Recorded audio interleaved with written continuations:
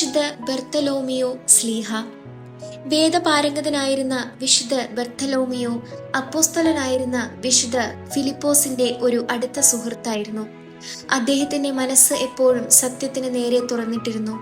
വിശുദ്ധൻ സ്വന്തം ഇഷ്ടപ്രകാരം ഫിലിപ്പോസിനോടൊപ്പം യേശുവിനെ കാണുവാനായി വരികയും കണ്ട മാത്രയിൽ തന്നെ അത് രക്ഷകനായ ദൈവപുത്രനാണെന്ന സത്യം തിരിച്ചറിയുകയും ചെയ്തു.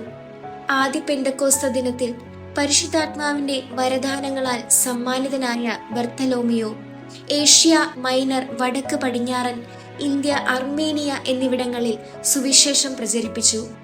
വിശുദ്ധ യോഹന്നാന്റെ സുവിശേഷത്തിൽ നഥാനിയേൽ എന്ന പേരിലാണ് വിശുദ്ധ ബർത്തലോമിയോ അറിയപ്പെടുന്നത്.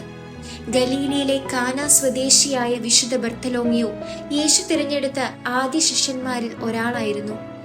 യേശുവുമായിട്ടുള്ള വിശുദ്ധന്റെ ആദ്യത്തെ കൂടിക്കാഴ്ചയിൽ യേശു വിശുദ്ധനെ കുറിച്ച് ഇപ്രകാരം പറഞ്ഞു: ഇതാ നിഷ്കപടനായ ഒരു യഥാർത്ഥ ഇസ്രയേൽക്കാരൻ. യേശുവിന്റെ ഉത്ഥാനത്തിന് ശേഷം ഗലീലി സമുദ്രത്തിൽ വെച്ച് ഉയർക്കപ്പെട്ട രക്ഷകന്റെ പ്രത്യക്ഷപ്പെടലിന് സാക്ഷ്യം വഹിക്കുവാൻ ഭാഗ്യം ലഭിച്ച ചുരുക്കം ചില അപ്പോസ്തലന്മാരിൽ ഒരാളാണ് വിശുദ്ധ ബർത്തലോമിയോ.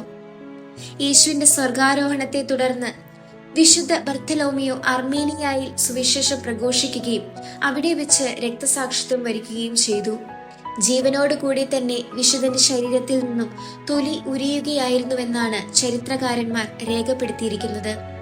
അർമേനിയക്കാർ തങ്ങളുടെ രാഷ്ട്രത്തിന്റെ അപ്പോസ്തോലൻ എന്ന നിലയ്ക്ക് വിശുദ്ധനെ ആദരിച്ചു വരുന്നു.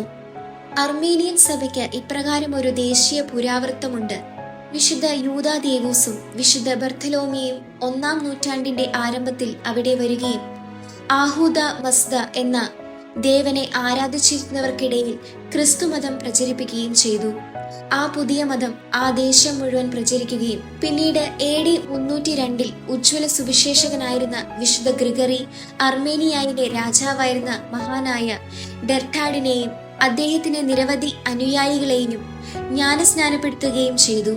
ഒരു പക്ഷേ തന്റെ രാജ്യത്തിനു വേണ്ടി ക്രിസ്തുമതം സ്വീകരിക്കുന്ന ആദ്യ ഭരണാധികാരി ഡെർട്ടാഡായതിനാൽ അർമേനിയക്കാർ തങ്ങളാണ് ആദ്യത്തെ ക്രിസ്തീയ രാജ്യം എന്ന് അവകാശപ്പെടുന്നു.